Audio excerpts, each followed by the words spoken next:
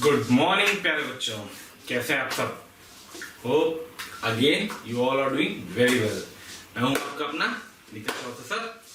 आज जिस चैप्टर की हम बात करने जा रहे हैं वो चैप्टर है कोनिक सेक्शन। अपन ने अभी स्ट्रेट लाइन एंड सर्किल को कवर किया है, अब आज अपन कोनिक सेक्शन की बात करना स्टार्ट कर रहे हैं। Before we start the conic section, आप सबको पता होगा कि 5 तारीख को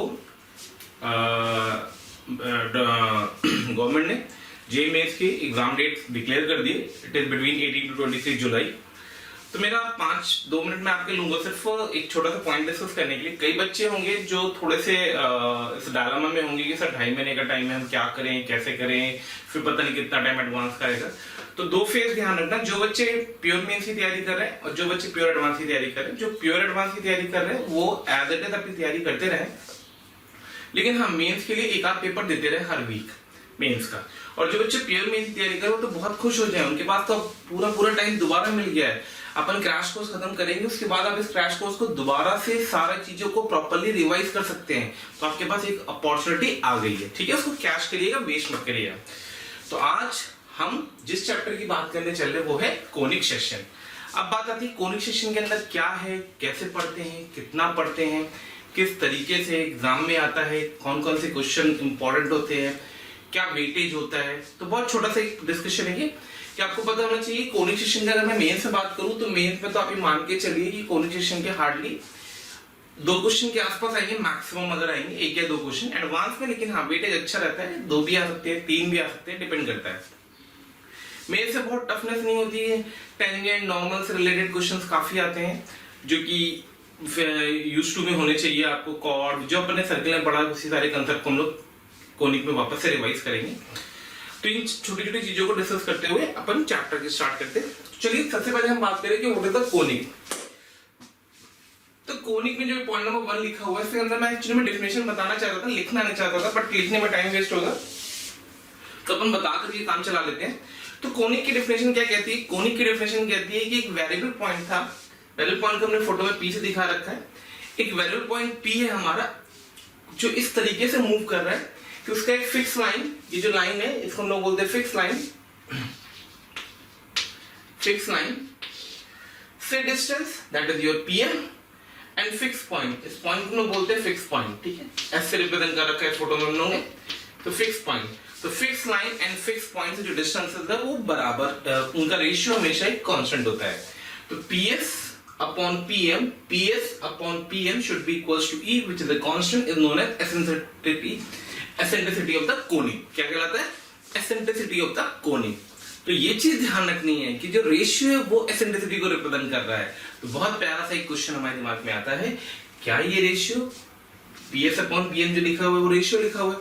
अब एक रेशियो अगर लिखा हुआ तो डेफिनेटली उसका क्या होना मस्ट है? पॉजिटिव होना मस्ट है। यानी यहां से डिक्लेयर हो गया कि जो eccentricity होगी वो हमेशा पॉजिटिव होगी। अब बात आती है कि अगर कोई नंबर पॉजिटिव है तो क्या क्या पॉसिबिलिटीज हो सकती हैं? तो 3 पॉसिबिलिटीज मेजर हो सकती है कि वो नंबर जो लिखा हुआ है रेशियो वो फ्रैक्शन हो, वो रेशियो एग्जैक्ट 1 हो और वो रेशियो 1 से बड़ा हो। करेक्ट है? तो यही 3 चीजें हमारे दिमाग में घूमती रहेगी ई के बारे में। तो ई की यहां से हमारी पिक्चर क्लियर होती है कि ई 1 से बड़ा हो, ई 1 हो या ई 1 से छोटा हो, 0 से बड़ा हो। क्लियर? इन सारे के रिस्पेक्ट में बात करेंगे। इस प्रॉपर्टी को हम लोग बोलते हैं फोकल डायरेक्ट्रिक्स प्रॉपर्टी, शॉर्ट में हम लोग इसको एफडीपी से रिप्रेजेंट करते हैं। किससे? एफडीपी से। तो बात क्लियर होगी। एक वेरिएबल पॉइंट इस तरीके से मूव करेगा कि उसका ratio from a fix point as well as fix line is always a constant. तो वो जो वेरिएबल पॉइंट होगा हमेशा क्या रिप्रेजेंट करेगा? कोनिक। अब जो कोनिक रिप्रेजेंट करता है, कैसे करता है, क्या करता है, आइए उसको समझते हैं। आपके पास जो PS upon PM is equal to E लिखा हुआ था बेटा, मैंने P के कोऑर्डिनेट PQ ले रखे हैं, S के कोऑर्डिनेट अल्फा बीटा ले रखे हैं और फिक्स लाइन की equation LX plus My plus N ले रखी है। जो ये फिक्स पॉइंट होता है बेसिकली इसको हम लोग बोलते हैं फोकस ऑफ द कोनिक। क्या कहते हैं? Focus of the conic. क्या कहते हैं? Focus of conic. ये जो फिक्स लाइन होती है, ये जो फिक्स लाइन होती है, इस फिक्स लाइन को हम लोग बोलते हैं बेटा डायरेक्ट्रिक्स ऑफ द कोनिक। क्या कहते हैं? Directrix of the conic. क्या होता है कि अपन आगे चल के और थोड़ा सा डिस्कस करेंगे, बस इतना ध्यान रखना आपको कि किसी कोनिक के रिस्पेक्ट में अगर कोई लाइन है वो फिक्स लाइन है तो वो डायरेक्ट्रिक्स है, जो फिक्स पॉइंट है वो फोकस है। तो सब कुछ दे रखा था, मान लिया मैंने, लाइन की इक्वेशन थी LX plus My plus N। Point coordinate थे p comma q, focus coordinate थे अल्फा कॉमा बीटा। तो ps upon pm is equal to e का यूज किया जनरल इक्वेशन ऑफ कोनिक को डिराइव करने के लिए। तो जनरल इक्वेशन ऑफ कोनिक को डिराइव करने के लिए मैंने एफडीपी की प्रॉपर्टी यूज करी। ps is equal to e times pm, ps लिखा, e टाइम्स pm लिखा, लेंथ ऑफ परपेंडिकुलर का फार्मूला और डिस्टेंस फार्मूला, दोनों साइड के स्क्वायरिंग करके मैनिपुलेट करेंगे। तो एक सेकंड डिग्री कर्व मिल के आता है अपने पास, वो कर्व जो हमने पेयर ऑफ स्ट्रेट लाइन के टाइम पे आपको बताया था, उम्मीद करूंगा याद होगा आपको, अभी थोड़े दिनों पहले ही आपने पेयर ऑफ स्ट्रेट लाइन पढ़ा है। तो वो सेकंड डिग्री कर्व जो जनरल इक्वेशन होती है वो होती है, याद होनी चाहिए, इसलिए मैं आपकी तरफ देख करके बातें करूंगा। ax² मेरे साथ बोलिएगा, ax² plus 2hxy plus by square plus 2gx plus 2fy plus c equals to 0। Done. तो ये हमने बात कर ली सेकंड डिग्री कर्व की। अब ये जो सेकंड डिग्री कर्व आया, ये जनरल इक्वेशन आ गई किसी भी कोनिक की, वो क्या होती है, कैसी होती है, उसके रिस्पेक्ट में डेल्टा टर्म था। याद होगा हमने पेयर ऑफ स्ट्रेट लाइन में बताया था आपको कि अगर ये second degree curve pair of straight line को प्रेजेंट करेगा तो इस डेल्टा को 0 होना पड़ेगा। डेल्टा क्या था, abc plus 2fgh minus af² minus bg² minus ch²।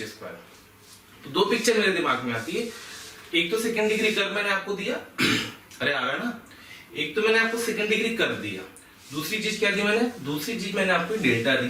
Delta क्या है, ये सेकंड डिग्री कर्व क्या उन्होंने इंटरप्रेट कर लिया, ठीक है। अब बात आती है कि जो डेल्टा है ये हमेशा 0 हो ऐसा जरूरी थोड़ी है, कई बार ऐसा होता है कि डेल्टा नॉन 0 हो। तो वही मैंने दो पिक्चर लिए, क्या लिए, एक केस लिया है कि डेल्टा 0 हो और एक केस लिया है कि डेल्टा नॉन 0। अब बात आती है अगर डेल्टा 0 है और डेल्टा नॉन 0 है तो हम कैसे कमेंट कर रहे हैं कि क्या हो रहा है पिक्चर में। तो आइए उसको समझते हैं। अगर डेल्टा 0 हुआ तो जो फोकस था वो लाई करेगा ऑन द डायरेक्टर, मतलब ये पॉइंट यहीं कहीं चला जाएगा, ये पॉइंट यहीं कहीं चला जाएगा। अब ये यहां चला जाएगा तो डेल्टा 0 हो गया। तो जो ये इक्वेशन 1 लिखी हुई है मैंने, देखिए मेंशन कर रखा 1, ये इक्वेशन 1 रिप्रेजेंट क्या करती है, pair of straight line represent करती है। क्या रिप्रेजेंट करती है, ये रिप्रेजेंट करती है pair of straight line represent करती है। तो पेयर ऑफ लाइंस या पेयर ऑफ स्ट्रेट लाइंस कुछ भी आप बोल सकते हैं, तो पेयर ऑफ लाइंस को ही रिप्रेजेंट करती है, करेक्ट है। और अगर डेल्टा नॉन 0 हुआ यानी कि फोकस डायरेक्ट्रिक्स पे लाई नहीं कर रहा है, तो अगर फोकस डायरेक्ट्रिक्स पे लाई नहीं कर रहा है तो इक्वेशन 1 क्या रिप्रेजेंट करती है वो हम बातें करेंगे आगे चल करके, ठीक है। तो पहला केस तो ये वाला ले लिया। तो अगर डेल्टा 0 है तो पेयर ऑफ स्ट्रेट लाइन कैसे आया था, मैंने आपको पेयर ऑफ स्ट्रेट लाइन में बता रखा था, क्वाड्रेटिक बना दीजिए। डेल्टा जो परफेक्ट स्क्वायर होता है रूट के अंदर की क्वांटिटी, इसको जैसे ही परफेक्ट स्क्वायर बनाओगे उसका डिस्क्रिमिनेंट 0 करोगे, ये एक्सप्रेशन आ जाएगी। सिंपल सी पिक्चर है कि अगर पेयर ऑफ स्ट्रेट लाइन आती है, स्ट्रेट लाइन की बहुत तरीके से होती है, ये भी अपन ने डिस्कस किया था, याद होगा tan थीटा के फॉर्मूले थे, करेक्ट है ना। तो अगर h² ab से बड़ा था तो रियल एंड डिस्टिंक्ट लाइन, अगर h² ab के बराबर था कोइंसिडेंट लाइंस, अगर h² लेस देन ab था तो इमेजिनरी लाइंस। कौन सी लाइन, इमेजिनरी लाइंस, क्लियर है। अब बात करते हैं डेल्टा अगर नॉन 0 था तो फोकस लाई नहीं करता था डायरेक्ट इस पे। अब अगर फोकस लाई नहीं करता तो इक्वेशन 1 क्या रिप्रेजेंट करती है, ये वाली, तो ये चार चीजें रिप्रेजेंट करती हैं। क्या, अगर h² ab के बराबर था, एसेंट्रिसिटी 1 थी, h² ab मतलब एसेंट्रिसिटी 1 आएगी, पैराबोला को रिप्रेजेंट करेगी, h² लेस देन ab है, e लेस देन 1 है, ls को रिप्रेजेंट करेगा, h² ग्रेटर देन ab है, e ग्रेटर देन 1 है, हाइपरबोला को रिप्रेजेंट करेगा, h² ग्रेटर देन ab के बराबर, ये स्पेशल केस है, और e√2 है तो ये रेक्टेंगुलर हाइपरबोला को रिप्रेजेंट करेगा। क्लियर हुई मेरी पिक्चर। तो इस तरीके से कोई भी second degree curve parabola, ellipse, hyperbola, rectangular hyperbola और pair of straight line represent कर सकता है अगर वो डेल्टा पे जिस तरीके से डिपेंड करता जाएगा। चलिए आइए अब आगे बढ़ते हैं, इस पे इलस्ट्रेशन देखते हैं, ठीक है। तो आइए अभी अपन ने कोनिक की थ्योरी पढ़ी कि कोनिक में क्या होता है, किस तरीके से हम कोनिक को इंटरप्रेट करते हैं, पेयर ऑफ स्ट्रेट लाइन कैसे आइडेंटिफाई होता है, इलिप्स कैसे आइडेंटिफाई होता है, हाइपरबोला, पैराबोला। उसी पे दो क्वेश्चन हमें दिए गए। उसे बोला सेकंड डिग्री कर्व है, बस पहला वाला दो पार्ट दे रखे हैं, रिप्रेजेंट। अब सेकंड डिग्री कर्व रिप्रेजेंट क्या रिप्रेजेंट कर रहा है उसके बारे में बात करनी है अपने को। पहले सॉल्यूशन देखते हैं। जैसे पहला वाला पार्ट है, कुछ दिख रहा होगा आपको, x + 2 का होल स्क्वायर प्लस y - 3 का whole square. Is this comfortable for you? बिल्कुल करेक्ट जवाब, डिस्टेंस फॉर्मूले से आप इसको कंफर्टेबल कर सकते हैं। तो आप इसमें अंडर रूट लगा देंगे तो आपके पास आ जाएगा x + 2 का होल स्क्वायर प्लस का y - 3 का होल स्क्वायर। कई बच्चे क्या करते हैं, इसको ओपन करने लग जाते हैं, फिर सेकंड डिग्री कर्व ध्यान से बनाते हैं, फिर चेक करते हैं डेल्टा बेल्टा फलाना ढिमाका। मेरे प्यारे बच्चों, ध्यान रखना है आपको कि ये जिस फॉर्मेट पे लिया है उस फॉर्मेट में रखिएगा, और अगर आपके पास जनरल करवाता है और आप उसको इसमें कन्वर्ट कर ले जाए तो वेल एंड गुड, सबसे बेस्ट तरीका होता है इस क्वेश्चन को अटेम्प्ट करने का। ठीक है, अब बात आती है इसको हम कैसे लिखेंगे। तो डिस्टेंस फॉर्म में लिखना है, तो ऑब्वियसली बात है, ऊपर तो मॉड लग गया x प्लस वाई माइनस 1 और नीचे आ गया 16 का 4। ठीक है, तो यहां से मैंने क्या ऑब्जर्व किया, यहां से मैंने ऑब्जर्व किया कि आपके पास एक फिक्स पॉइंट है जिसको फोकस बोलते थे, वो था -2,3। एक फिक्स लाइन थी जिसको हम लोग डायरेक्ट्रिक्स बोलते थे, वो लाइन आ गई x प्लस वाई माइनस 1/√2। आपको पता ही कैसे लिखा है मैंने, देखो ये ऐसे लिखा है मैंने, तो इसके नीचे भेज दो बाई√2 और इसके बाहर फेंक दो 1/√2।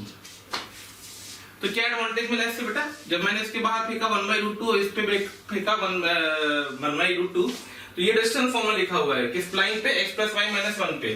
तो x प्लस माइनस 1 पे अगर मैंने x y से परपेंडिकुलर ड्रॉप किया होगा तो उसकी इक्वेशन, उसकी लेंथ का परपेंडिकुलर ये आएगी, और जो ये बैठा हुआ है जो प्रोपोर्शनलिटी रेशियो होता है जिसको हमने लिखा कितना 1/√2।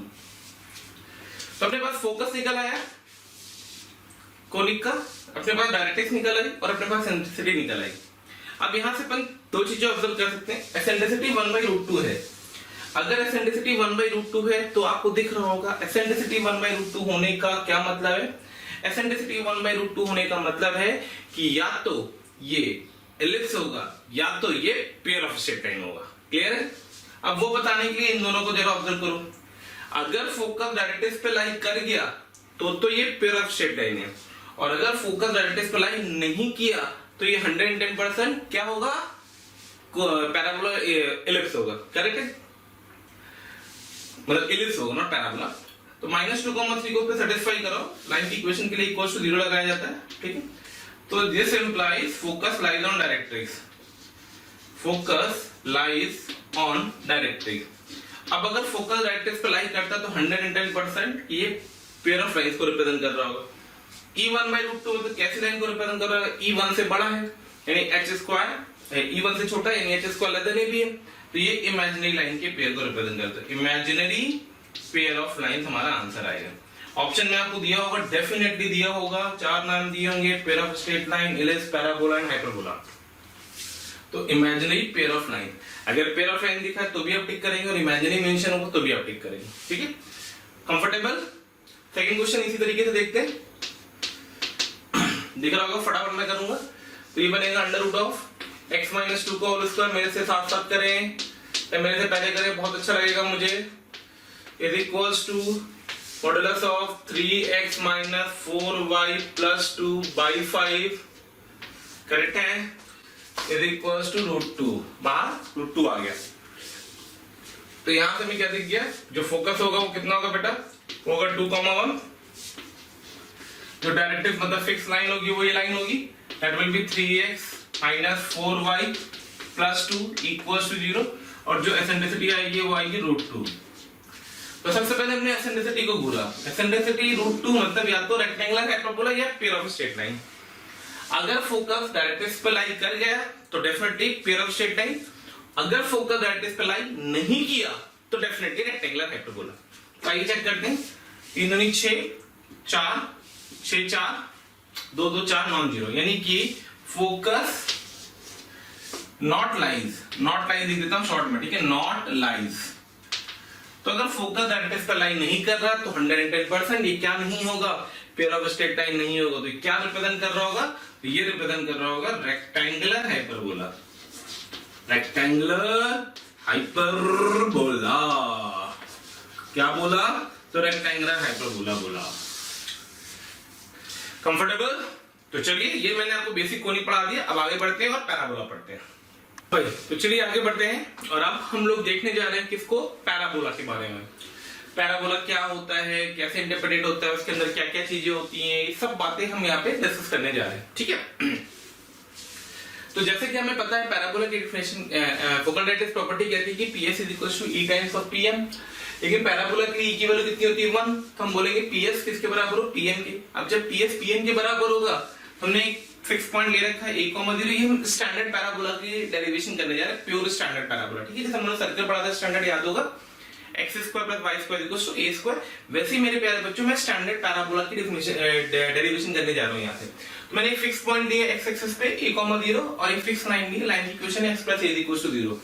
तो हमने एक फिक्स पॉइंट दिया और एक फिक्स लाइन दिया है, वहां से हम एक फिक्स पैराबोला के बारे में बात करने जा रहे हैं, या मैं बोलूं स्टैंडर्ड पैराबोला के बारे में बात करने जा रहे हैं। बहुत ही शानदार बात। तो PS इक्वल्स टू PM लगाना है अपने को, तो हम PS इक्वल्स टू PM अगर लगाएंगे, f मैंने a, 0 मान रखा है, p को लेटर से मैं x, y मान लेता हूं, तो थोड़ी देर में डिस्टेंस फार्मूला लगा, तो PS इक्वल्स टू PM। तो जब हम PS equals to PM use करेंगे तो आएगा, क्या आएगा, x माइनस a का होल स्क्वायर प्लस का y स्क्वायर, स्क्वायरिंग कर दिए कचाकच, और p से n का डिस्टेंस, तो ये डिस्टेंस हो गया a और ये डिस्टेंस हो गया यानी x प्लस a का whole square, x plus a का होल स्क्वायर। सिंपलीफाई कर दो यहाँ से, will get the value y square equals to 4ax। कोई कंफर्ट डाउट तो नहीं है? अब जैसे कि आपको दिख रहा है कि मैंने a को क्या ले रखा है, पॉजिटिव एक्स एक्सिस पे ले रखा है, तो हमारे लिए जो a है कैसा है, ग्रेटर देन 0, और यही अगर a नेगेटिव होगा तो पैराबोला उल्टा हो जाएगा। ये भी मैं आपको आगे बताने जा रहा हूँ, ठीक है। तो इन सारी कैलकुलेशन में जो इक्वेशन डिराइव होगा क्या, वो y square equals to 4ax, यहाँ पे a जो होगा वो कैसी क्वांटिटी है, पॉजिटिव क्वांटिटी है। कंफर्टेबल? ये डेरिवेशन आ गया अपना पैराबोला का using the FDP, focal directrix property, जिसके लिए e की वैल्यू पैराबोला में 1 होती है, तो e की वैल्यू 1 यूज करिए, FDP यूज किया और सिंपलीफाई कर दिया। क्लियर? अब ये पैराबोला की मैंने फोटो बना रखी है, दिख रही होगी आपको यहाँ पे। तो जब हम इस पैराबोला को, अब आप सोचोगे सर आपने तो बना दिया, हम कैसे इंटरप्रेट करेंगे? खैर पैराबोला बेसिक है, सबको आता होगा, अदरवाइज आप देख सकते हैं कि इसकी डोमेन अगर हम चेक कराऊंगा तो x पॉजिटिव ही आएगी, क्योंकि मैंने a पॉजिटिव ले रखा है, तो x का पॉजिटिव होना मस्ट है, तभी y बनेगा, अदरवाइज y डिफाइंड नहीं है। ग्राफ से x पॉजिटिव के लिए बनेगा, क्योंकि इसमें y स्क्वायर बैठा हुआ है। अगर y स्क्वायर बैठा होता है तो कर्व किसके अबाउट सिमेट्रिक होता है, x एक्सिस के अबाउट। तो जैसा ग्राफ ऊपर बनेगा वैसा ही मैं नीचे बना देता हूँ। वैल्यू रख करके मैं फ्रेम करोगे तो ये पिक्चर कुछ ऐसी आएगी, इसका रिफ्लेक्शन ले लिए, ठीक है। तो ये पैराबोला की सूरत बन गई इस तरीके से। अब बात आती है इसके अंदर क्या क्या होता है, कैसे कैसे वर्कआउट करते हैं, एक एक पॉइंट को बहुत ध्यान से देखते हैं, ठीक है। छोटी छोटी चीजें ध्यान रखोगे, पैराबोला में बहुत हेल्प मिलती है। कोनिक के अंदर बहुत टफ क्वेश्चन नहीं आएगा मेरे प्यारे बच्चों, इस चीज को ध्यान रखना, सिर्फ आपको अप्रोच और कंसेप्ट पता होने चाहिए, ठीक है। तो हमने इसके अंदर कुछ कुछ चीजों को वर्कआउट करना स्टार्ट किया, ये करके देखते हैं। सबसे पहले हम बात करें एसपी क्या होता है। एसपी को हम बोलते हैं फोकल डिस्टेंस, ठीक है।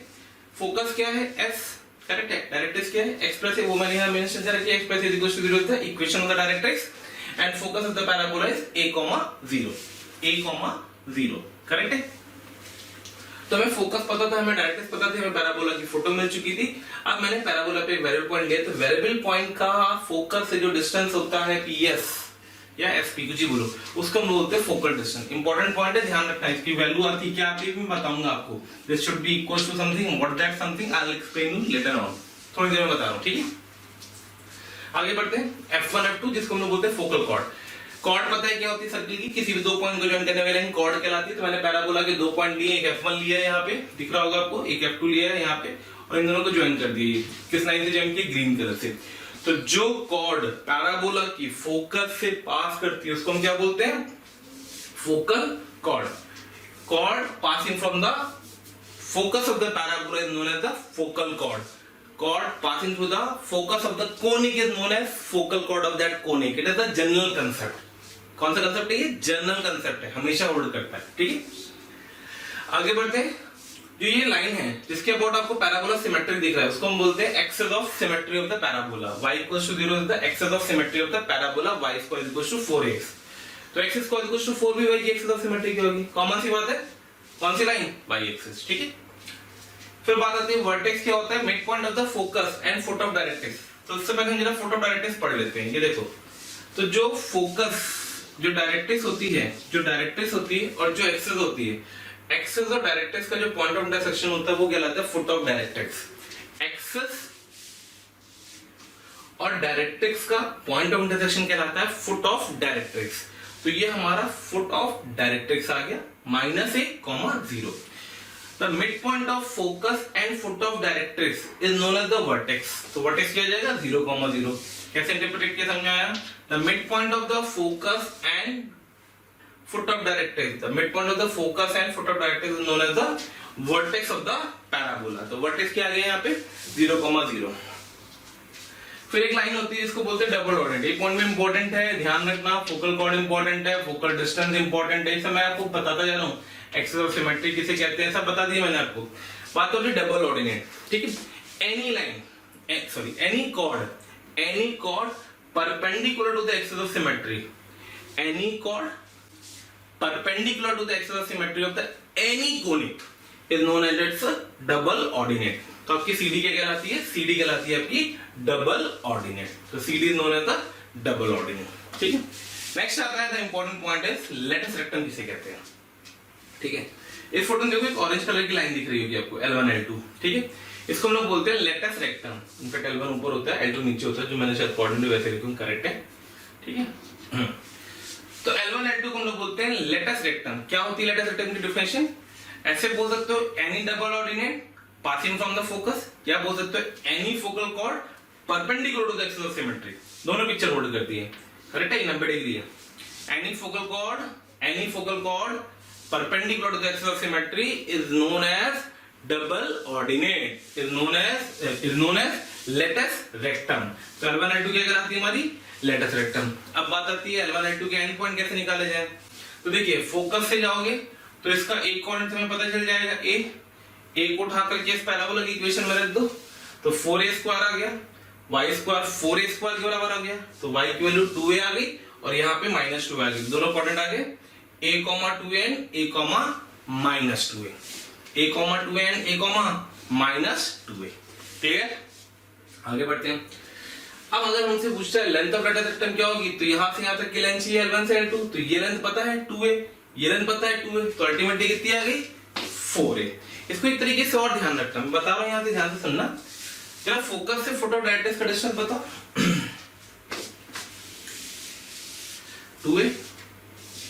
2a। तो जो फोकस से डायरेक्ट्रिक्स का डिस्टेंस होता है उसका डबल करके e से मल्टीप्लाई कर तो वही लेटस रेक्टम की लेंथ होती है।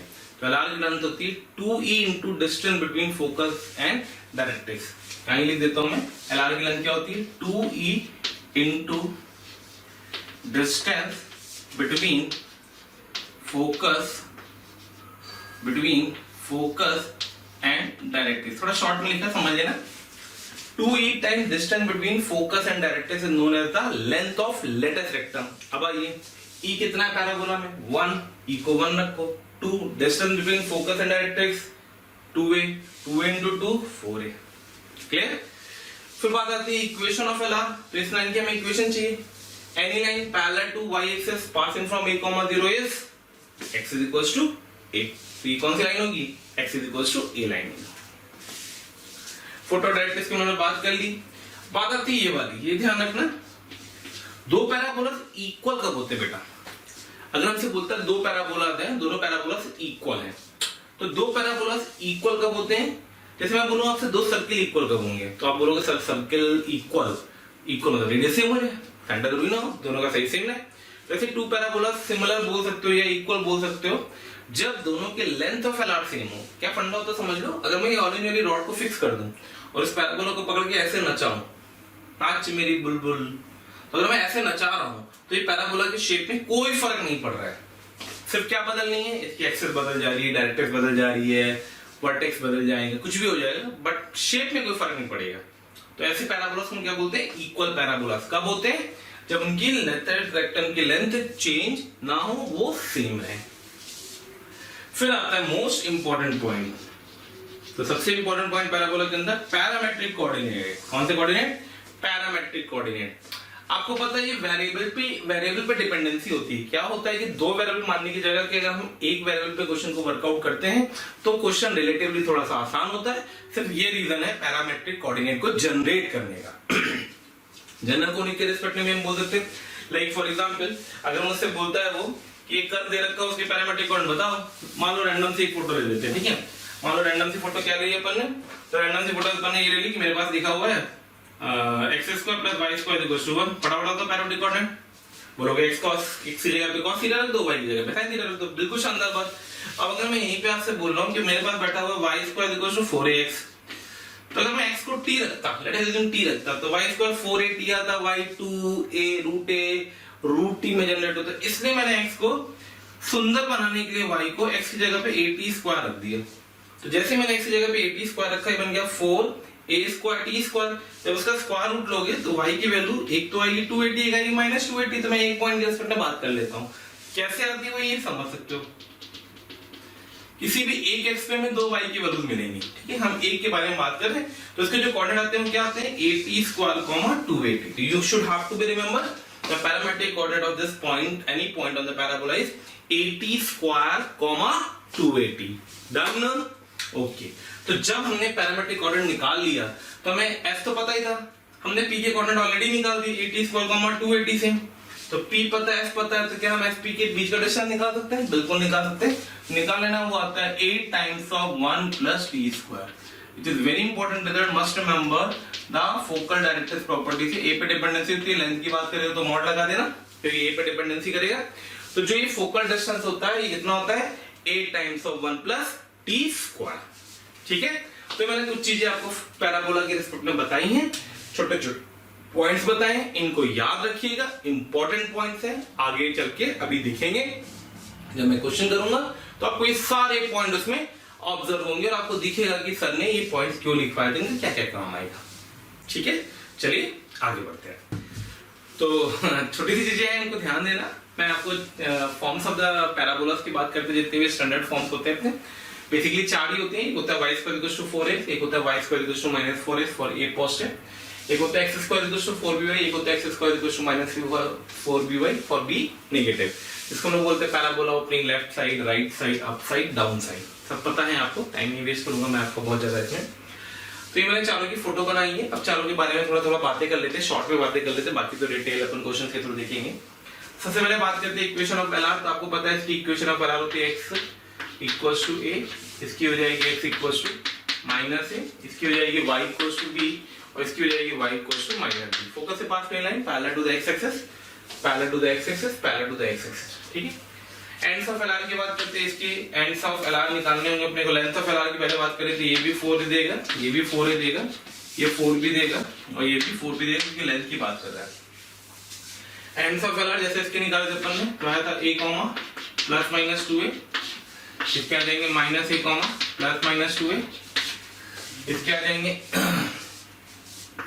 +-2b, b, और इसके आ जाएंगे +-2b, -b।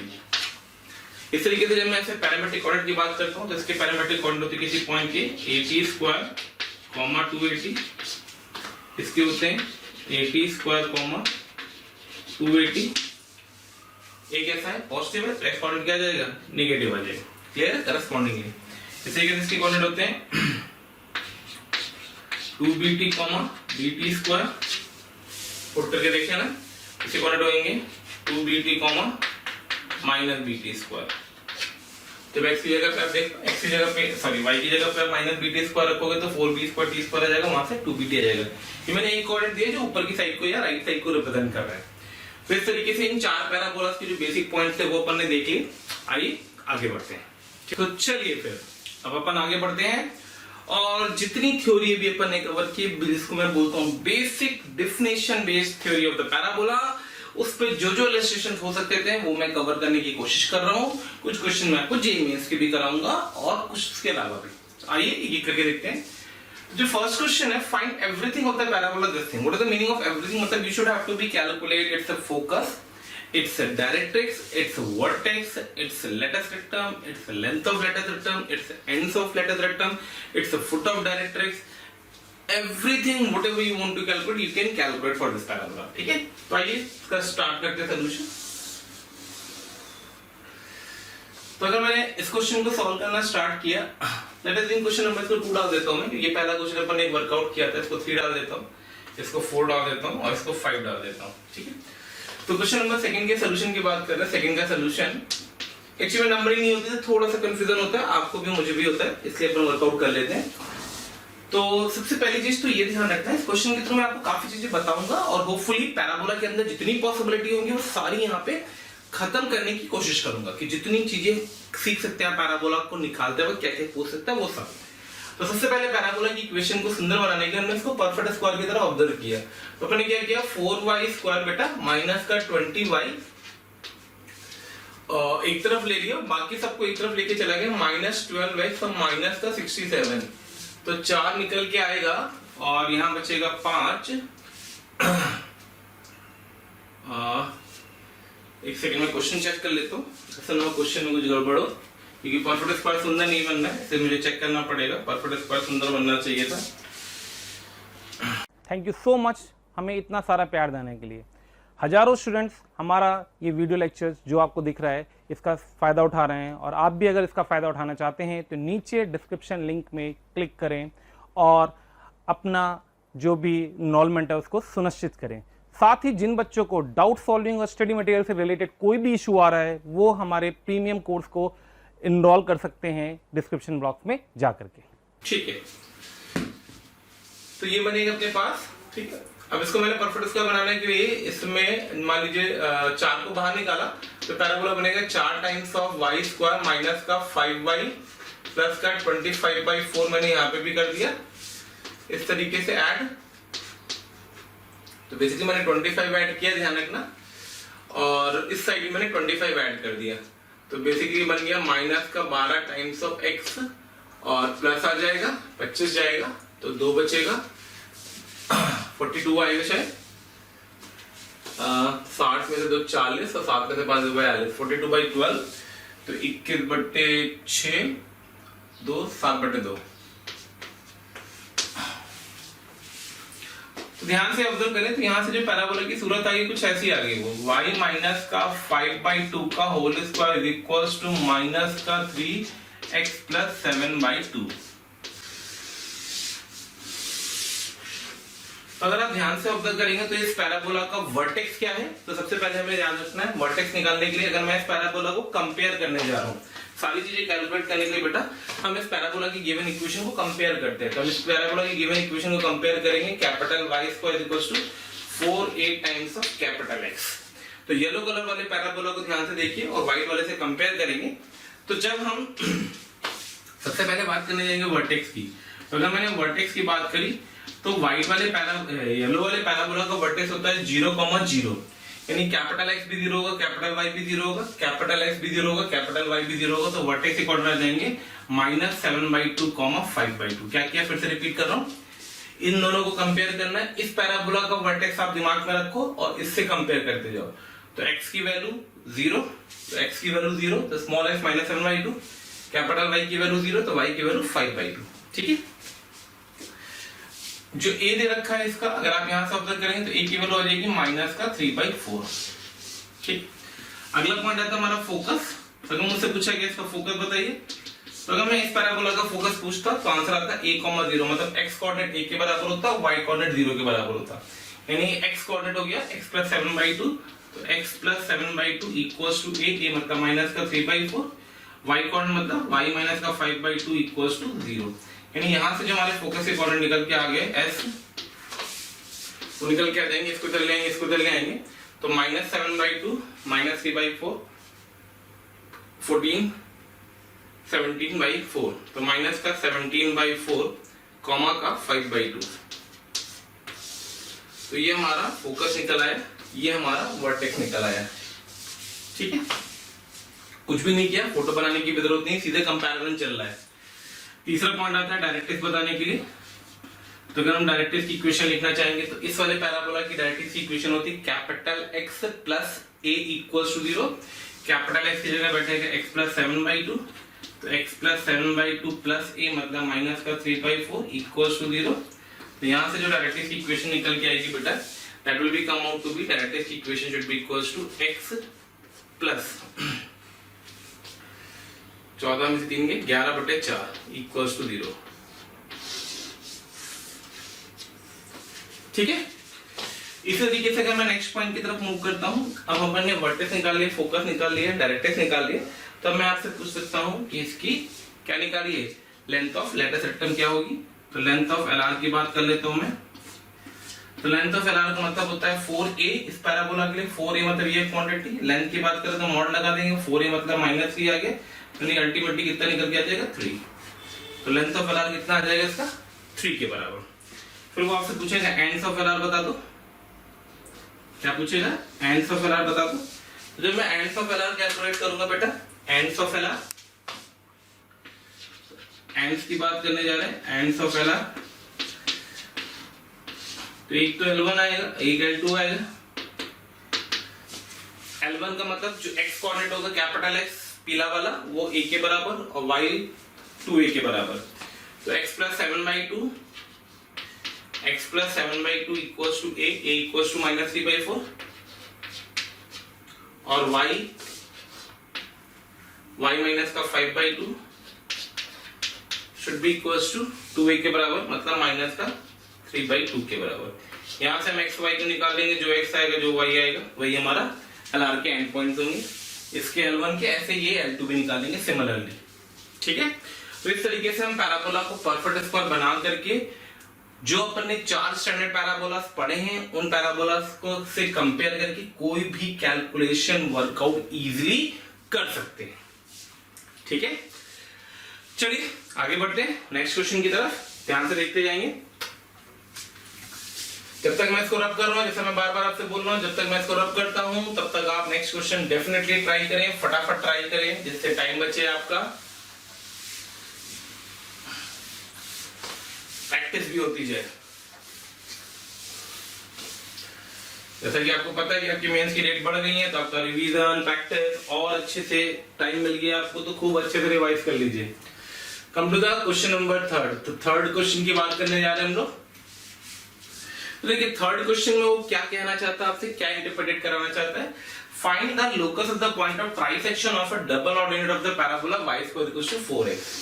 देखिए पॉइंट ऑफ ट्राइसेक्शन का लॉजिक क्या होता है, डबल ऑर्डिनेट का, ये वो समझते हैं। तो उसने एक पैराबोला दे रखा, मैंने मान लिया कि ये पॉजिटिव था, तो y square equals to 4x ऐसे कुछ आएगा। इसकी एक डबल ऑर्डिनेट यहां ले ली क्योंकि फोकस मैंने यहां पे मान रखा है, ठीक है। इसको ट्राइसेक्ट करना है, मतलब 3 इक्वल पार्ट में डिवाइड करना है, तो ये आया और ये आया। तो लेट अस अज्यूम इस डबल ऑर्डिनेट को मैंने a और b लिख दिया, ठीक है। और ये एक पॉइंट कोई r था जिसको ट्राइसेक्ट कर रहा है 1 1 1 के रेशियो में, ठीक है। तो हमें इसका लोकस चाहिए। बेटा अगर पेपर में ऑप्शन दिया होता ना नाम खाली लोकस का, जैसा मैं आपको बार बार बोल रहा हूं, लोकस मींस नेम भी पॉसिबल है। It is not always necessary कि जो लोकस हो वो सिर्फ इक्वेशन डिराइव करके ही आए। कई बार ऐसा होता है वो सीधे नाम दे देता है कि लोकस का नाम बताइए, एलिप्स है, पैराबोला है, हाइपरबोला है, क्या है। तो अगर इस बारे में वो आपसे बात करता है तो थोड़ा ज्योमेट्रिकली चीजों को देखा करो, जैसा मैं आपको कंटिन्यूअसली बता रहा हूँ। तो आइए इसको अगर हम ज्योमेट्रिकली देखते हैं तो ध्यान से देखिएगा, जब ये डबल ऑर्डिनेट यहाँ थी तो ये 2 पॉइंट ये रहेंगे, जब ये डबल ऑर्डिनेट पास आएगी तो ये 2 पॉइंट भी पास आएंगे, रेशियो सेम चलता जाएगा चलता जाएगा चलता जाएगा। देखो पिक्चर कुछ ऐसी दिख रही होगी, तो आपको दिखेगा कि इसका भी जो शेप बनेगा वो क्या बनेगा, एक पैराबोला बनेगा। तो अगर ऑप्शन में दे रखा है उसने parabola, ellipse, hyperbola, pair of straight line, तो आप चुपचाप पैराबोला टिक कर देंगे बिना ची चाचू कुछ भी करे। क्यों पैराबोला टिक कर देंगे, क्योंकि लोकस दिख रहा है कि मुझे क्या आएगा, पैराबोला आएगा। क्लियर। चलिए अब डेरिवेशन की बात कर लेते हैं।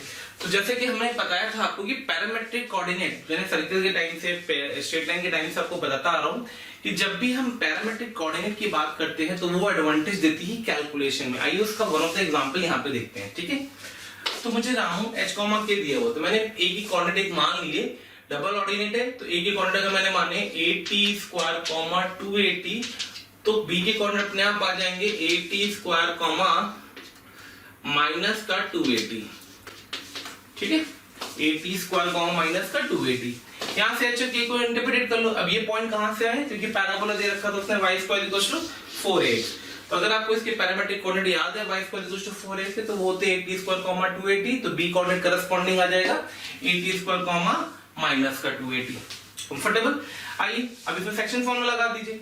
याद होगा मैंने स्ट्रेट लाइन के टाइम पे भी कैसे सेक्शन फॉर्म में क्वेश्चन कराया था। तो r के कोऑर्डिनेट, r पॉइंट ab को इंटरनली 1:2 के रेशियो में डिवाइड कर रहा है, 1:2 के रेशियो में डिवाइड कर रहे हैं। तो ये इसको इंटरप्रेट करते हैं। तो जो h आ जाएगा वो आ जाएगा 2 into at square plus 1 into at square by 3, और जो k आ जाएगा वो आ जाएगा 2 into 2at minus plus 1 into minus का 2at बाई 3, ठीक है। तो यहाँ से अगर आप ध्यान से ऑब्जर्व करें तो 2at plus square plus at square, मतलब यहाँ से basically h is equals to आ गया at स्क्वायर, और यहाँ से अगर आप इंटरप्रेट करेंगे तो k is equals to basically आ गया 2at by 3। 2 to the 4 minus 2 280/3। इन दोनों इक्वेशन से अगर मैं t को एलिमिनेट कर दूं, इन दोनों इक्वेशन से अगर मैं t को एलिमिनेट कर दूं तो आपके पास आ जाएगा h is equal to a times of, नीचे से t की वैल्यू उठा करके ऊपर रख दो तो 3k/2a का होल स्क्वायर, थोड़ा सा क्रॉस मल्टीप्लाई करके ओपन कर दो तो 9 और जनरलाइज कर देना, 9y² is equal to 4a into x। तो बेसिकली y² इक्वल टू कितना आ गया 4a/9x। हाँ भाई, तो जो ये आपको इक्वेशन निकल के आई है किसकी, लोकस ऑफ hk की, वो आया है y² इक्वल टू 4a/9x। अब 4a/9x क्या दिख रहा है आपको कि ये पैराबोला का वर्टेक्स वही होगा जो पहले वाले पैराबोला का वर्टेक्स था, करेक्ट है। बस क्या फर्क आया, इसकी लेंथ ऑफ एलआर कितनी थी, इस पैराबोला की लेंथ ऑफ एलआर कितनी थी 4a। शानदार बात, मेरे साथ बोलते रहा करिए आप लोग, इस पैराबोला की लेंथ ऑफ एलआर कितनी होगी 4a/9। यानी इतना इंडिकेट हो गया कि ये जो पैराबोला होगा ये इससे साइड में थोड़ा सा दबा होगा, जो मैंने आपको उसमें बताया भी था। I will show you a picture and you have to interpret through that, ठीक है। तो अगर मैं r और इस r को मानता तो ये जो लोकस बन गया था कुछ ऐसा बन गया था, जो मैंने पहले भी आपको बताया था। जो लोकस आएगा वो क्या आएगा, something like this type of parabola.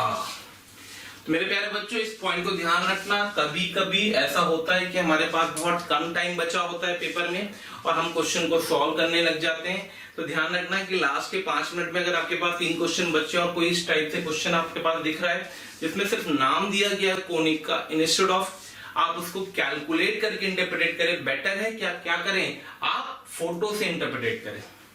Clear? चलिए नेक्स्ट क्वेश्चन देखते हैं। तो नेक्स्ट क्वेश्चन है हमारा क्वेश्चन नंबर 4। नेक्स्ट क्वेश्चन है हमारा क्वेश्चन नंबर 4।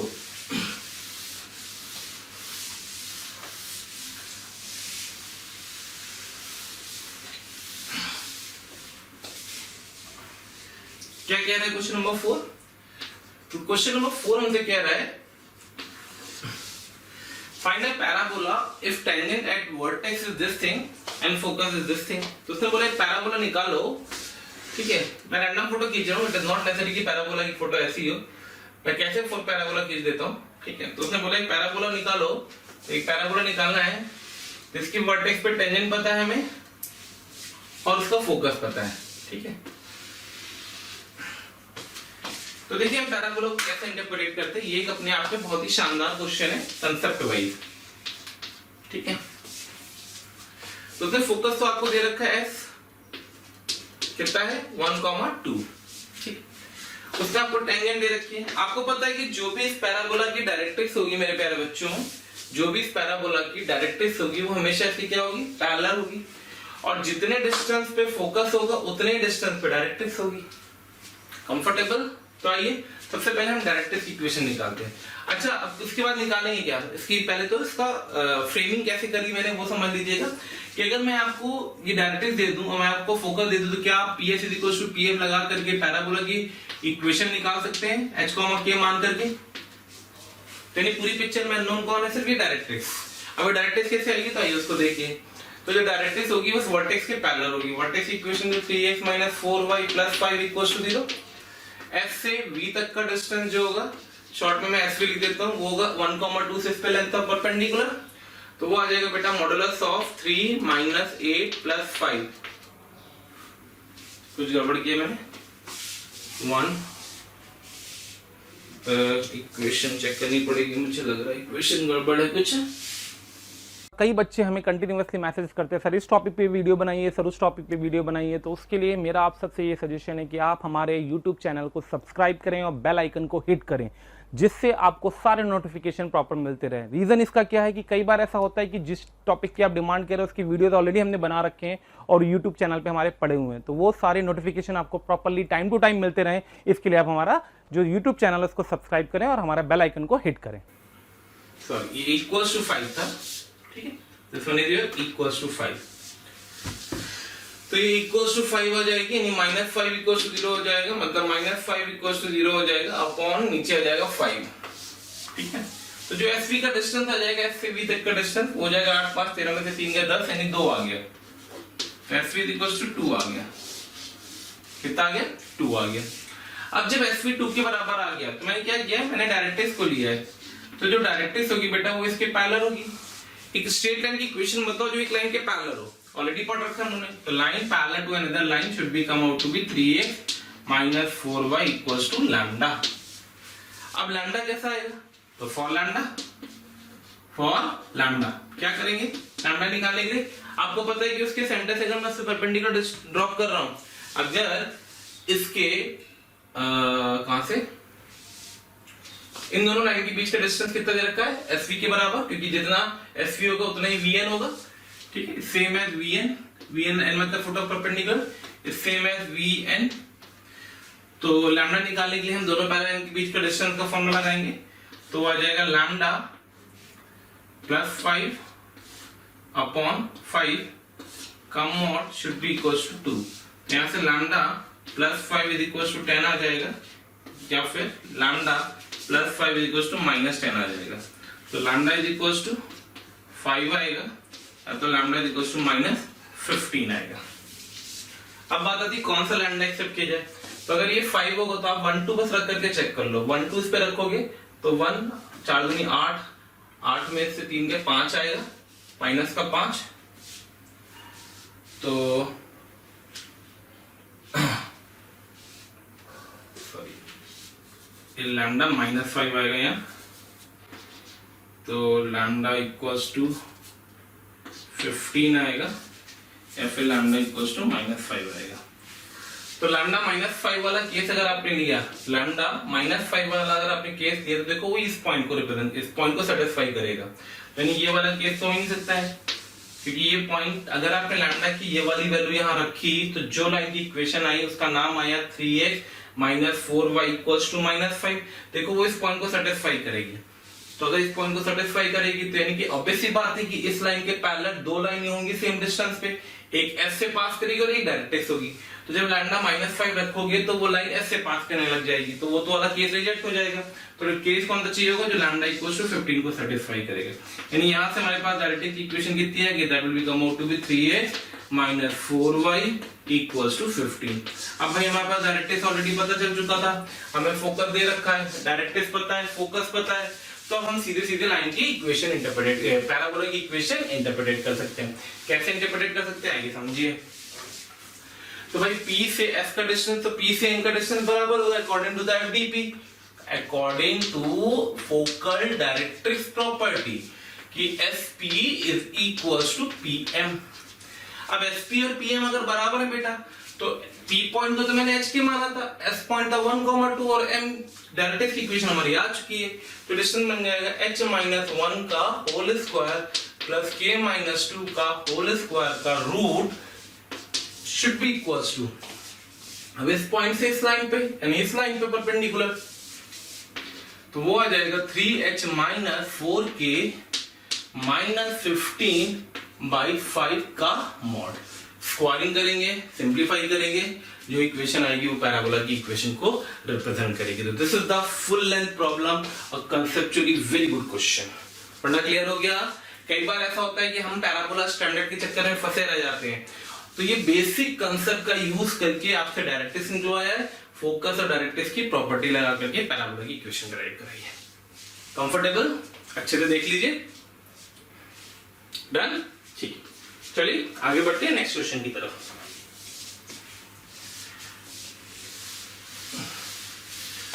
तब तक मैं रब करता हूं, ट्राई जरूर करते रहा करिए। नेक्स्ट क्वेश्चन क्या कह रहा है हमसे, ये जी मेंस का एक क्वेश्चन आया हुआ, ठीक है, सिंपल सा क्वेश्चन है, बहुत टफ नहीं है। आपने अगर कर भी लिया हो, कई बच्चों ने जिन्होंने कर लिया अपनी पीठ थपथपा ले, शाबाशी दे खुद को। Axis of the parabola along x axis है, and if its vertex and focus are at a distance of 2 and 4 from origin on positive x axis, ठीक है।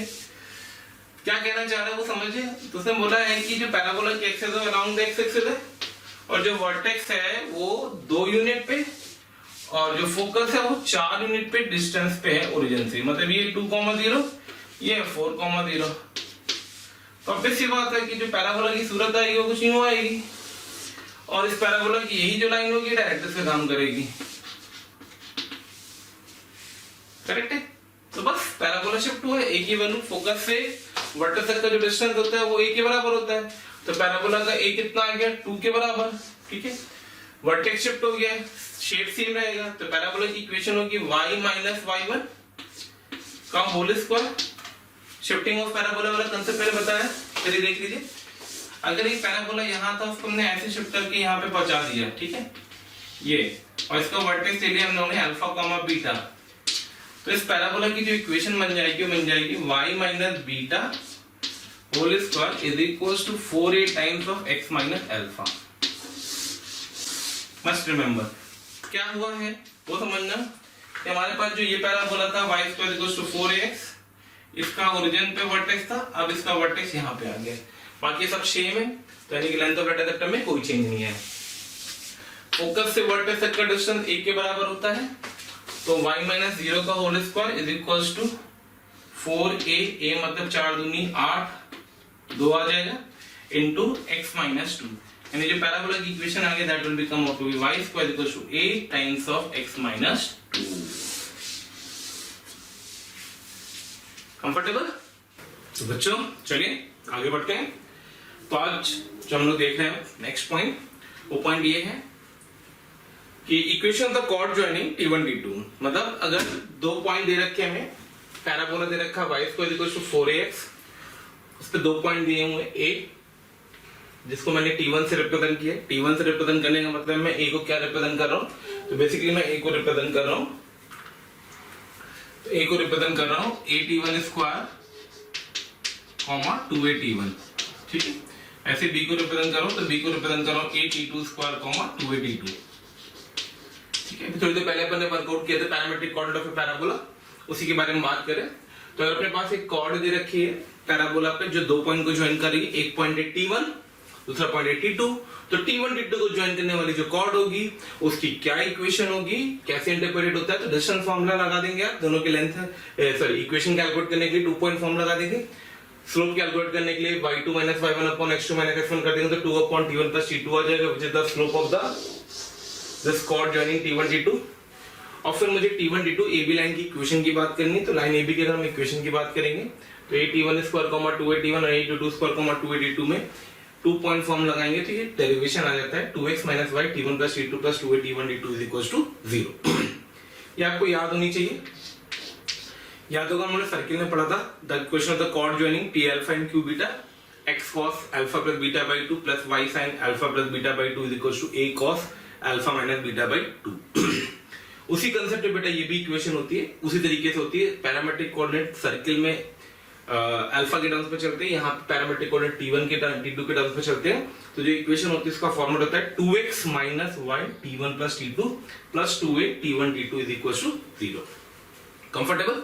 चलिए अब कुछ पॉइंट समझ रहे हैं कि अगर ये कॉर्ड हो, ये कॉर्ड की सिचुएशन हो, कॉर्ड किसी पॉइंट से पास करे, कॉर्ड अगर किसी पर्टिकुलर फोकस से पास करे, लेंथ ऑफ द कॉर्ड, इन सारे पॉइंट से बात करना स्टार्ट करें, ठीक है। मान लो मैंने बी पॉइंट को उठा करके 0 0 कर दिया, क्या कर दिया, बी पॉइंट को उठा करके 0 0 कर दिया। अगर हमने बी पॉइंट को उठा करके 0 0 कर दिया तो हमारी जो कॉर्ड बन गई OA, तो इस कॉर्ड का स्लोप कितना होगा, T2 0 हो गया। बेसिकली ये जैसे यहाँ पे पहुंचा वैसे ही कोऑर्डिनेट 0/0 आ गया, मतलब T2 की वैल्यू 0 हो गई। T2 0 होने का मतलब है 2/T1, तो कॉर्ड जॉइनिंग OA, मतलब ओरिजिन से अगर कोई कॉर्ड पैराबोला पे पास करेगी तो उसका स्लोप क्या होगा, 2/T1। फिर आप ठीक है, अगर ये कॉर्ड AB पास कर रही है फोकस से, इसकी फोटो मैंने आप ध्यान देंगे मैंने यहाँ पे बना रखी है, AB pass from the focus, तो अगर AB फोकस से पास करेगी तो a,0 पॉइंट ऐसा होगा जो इस इक्वेशन को सेटिस्फाई कराएगा, तो a,0 को उठाइए इसमें रख दीजिए, तो 2a 0 2a t1 t2 2 कटा, करेक्ट है, सॉरी a कटा, तो t1 plus t2 is equals to -1, तो sorry t1 t2 is equals to -1। तो ये इंपॉर्टेंट रिजल्ट है जो आपको अच्छे से पता होना चाहिए कि if a cord passing from the, in a case of parabola, if a cord joining t1 t2 passes through the focus, तो t1 t2 is equals to -1 वाला कांसेप्ट हम यूज कर रहे हैं, ठीक है। फिर वही आती है कि मैं एक फिक्स पॉइंट है d,0 जो कि मैंने एक्सेस पे ले रखा है, उससे एक कॉर्ड AB पास करिए, CD पास करिए, EF पास करा दो, GNG पास करा दो, कुछ ही पास करा दो। तो जैसे आप d,0 यहाँ पे रखोगे, AB इक्वेशन AB की है, तो d,0 जैसे रखोगे तो d और 0, तो यहाँ से आ जाएगा t1 t2 is equals to minus का d/a, ऐसे सेम t3 t4 हो जाएगा, ऐसे सेम t5 t6 हो जाएगा। तो T1 T2 is equal to minus D by A, और डी की जगह पे अगर मैं ए रख दूंगा तो -1 बन जाएगा, जो कि उन्होंने पीछे वर्कआउट कर रखा है। ठीक है, अब यहां से एक चीज और इंडिकेट करते हैं, याद होगा हमने फैमिली ऑफ लाइंस पढ़ा था बच्चों, तो उसमें एक चीज पढ़ी थी कि फिर लाइन अगर दो लाइन इंटरसेक्ट करती है, उनके पॉइंट ऑफ इंटरसेक्शन से इनफाइनाइट लाइन पास करती है। और फिर हमें अगर कन्वर्स प्रूफ करना होता है, जिसको मैंने टाइप 2 बोला था, कि अगर किसी लाइन को हम L1 plus lambda L2 equal to 0 के फॉर्मेट में लिख सकते हैं, तो लाइन 110% एक फिक्स पॉइंट से पास करेगी, और वो फिक्स पॉइंट कहां से आएगा? वो फिक्स पॉइंट आएगा L1 equal to 0 and L2 equal to 0 के पॉइंट ऑफ इंटरसेक्शन से। The same logic I am using in this one. ठीक है, अगर हम किसी पैराबोला के अंदर किसी कॉर्ड को जो T1 T2 को ज्वाइन करती है, उसका फॉर्मेट -d/a रिप्रेजेंट कर पाते हैं, if T1 T2 equal to -d/a का फॉर्मेट ले आए, तो हम बोल देंगे this cord AB always passes through a fixed point, that point is d, 0। कौन सा पॉइंट होगा वो? d, 0। always passes through a fixed point and that fixed point is d, 0। ठीक है, तो ये हमने बात कर ली कि फिर T1 T2 को ज्वाइन करने वाली कॉर्ड की क्या क्या सिचुएशन पॉसिबल है। आगे बढ़ते हैं, अब बात करेंगे length of the focal cord. Focus से पास करने वाली अगर कोई कॉर्ड होती है, जिसको हम लोग क्या बोलते हैं? Focal cord. तो उसने बोला है कि लेंथ बताइए फोकल कॉर्ड की, मतलब इस T1 T2 को ज्वाइन करने वाली कॉर्ड की लेंथ क्या होगी। T1 की कोऑर्डिनेट पता है AT1, 2AT1, B के कोऑर्डिनेट पता है AT2 square, 2AT2, AT1 square, 2AT1, AT2 square, 2AT2। क्या आप डिस्टेंस फॉर्मूला लगा सकते हैं? बिल्कुल शानदार तरीके से लगा सकते हैं। T1 T2 कितना हर जगह चलेगा? -1, क्योंकि पास कहां से कर रहा है? फोकस से। तो ये दो रिलेशन का यूज करिएगा, तो जब आप मैनिपुलेट करेंगे तो लेंथ ऑफ AB आ जाएगा A T1 + 1/T1 का whole square. A T1 + 1/T1 का होल स्क्वायर। क्लियर? डेरिवेशन नहीं कर रखा है मैंने, फॉर्मूला है, रिजल्ट है, याद होना चाहिए, ये भी याद होना चाहिए, इंपॉर्टेंट है। नेक्स्ट पॉइंट आता है कि ये जो फोकस से पास करने वाले कॉर्ड से इनफाइनाइट होंगी, खूब सारी होंगी, इधर भी जाएगी इधर भी जाएगी, सबसे छोटी कौन सी होगी? तो जो सबसे छोटी होगी तब होगी जब T1 + 1/T1 सबसे छोटा हो जाए। T1 + T1/T1 अगर T1 पॉजिटिव है, करेक्ट है, अगर T1 पॉजिटिव है तो T1 + 1/T1 हमेशा क्या होगा? 2 से बड़ा या -2 से छोटा, करेक्ट है। स्क्वायरिंग करोगे तो 2 से 4 से बड़ा, यानी 4a से बड़ी क्वांटिटी है, इसकी मिनिमम वैल्यू 4a के बराबर होगी। 4a बराबर मतलब लेंथ ऑफ लेटस रेक्टम, मतलब इन सारी कॉर्ड में जो भी कॉर्ड लेटस रेक्टम का काम कर रही है, फोकल कॉर्ड सॉरी, वही फोकल कॉर्ड क्या देगी? Minimum length of chord generate करेगी पासिंग फ्रॉम फोकस। फिर से रिपीट कर रहा हूं, ध्यान से समझना। T1 + 1/T1 का लॉजिक यूज करिए। T1 + 1/T1 2 से बड़ा होता है, स्क्वायर 4 से बड़ा, टोटल 4a से बड़ा, करेक्ट है, तो मिनिमम वैल्यू 4a की जनरेट होगी। इस तरीके से फोकल कॉर्ड की अगर इंक्लिनेशन दिया हो थीटा, AB को ज्वाइन करने लाइन का इंक्लिनेशन दे रखा थीटा, तो लेंथ ऑफ फोकल कॉर्ड आती है length of AB = 4a cos² theta. This is also an important result, must remember. ठीक है, काफी काम का ये भी रिजल्ट है। तो इस तरीके से मैंने आपको 5 पॉइंट बताए हैं कॉर्ड ज्वाइनिंग T1 T2 के अंदर। एक बार अच्छे से इसको देख लीजिएगा, अच्छे से नोट कर लीजिएगा, और सीधे रिजल्ट की तरह याद रखिए, क्योंकि हम क्रैश कोर्स पढ़ रहे हैं, हमें बहुत सारे डेरिवेशंस की जरूरत नहीं है, बट हाँ हमें इंटरप्रिटेशन करना आना चाहिए और हमें फटाफट रिजल्ट याद होने चाहिए। ठीक है, तो चलिए आगे बढ़ते हैं। The next article what we are covering today is position of a point with respect to a parabola। मेरे प्यारे बच्चों, जैसे अपन को ध्यान होगा अच्छे से कि हम लोगों ने position of a point with respect to circle पढ़ा था, करेक्ट है, position of point with respect to line पढ़ा था, वैसे हम बात करने जा रहे हैं position of a point with respect to parabola. एक पॉइंट एक पैराबोला के अंदर होगा, बाहर होगा या पैराबोला पे होगा, इसके बारे में हमें बात करनी है। ठीक है, कैसे करते हैं आइए देखते हैं। सबसे पहली चीज तो इन पार्ट कोनिका कौन सा होता है, आउट पार्ट कोनिका कौन सा होता है, वो समझ लीजिए। जिस पार्ट में फोकस लाई करता है वो पार्ट इन कहलाता है, और जिस पार्ट में फोकस लाई नहीं करता यानी इसका अपोजिट वो आउट कहलाता है। हमने एक पॉइंट आ ले रखा है, कोऑर्डिनेट x1 y1 है, वो पैराबोला के आउटसाइड है जो फोटो में दिख रहा है। तो कैसे कंडीशन आएगी, वही जैसे उन्होंने पहले वर्कआउट कर रखा था, आप लोग को याद होगा।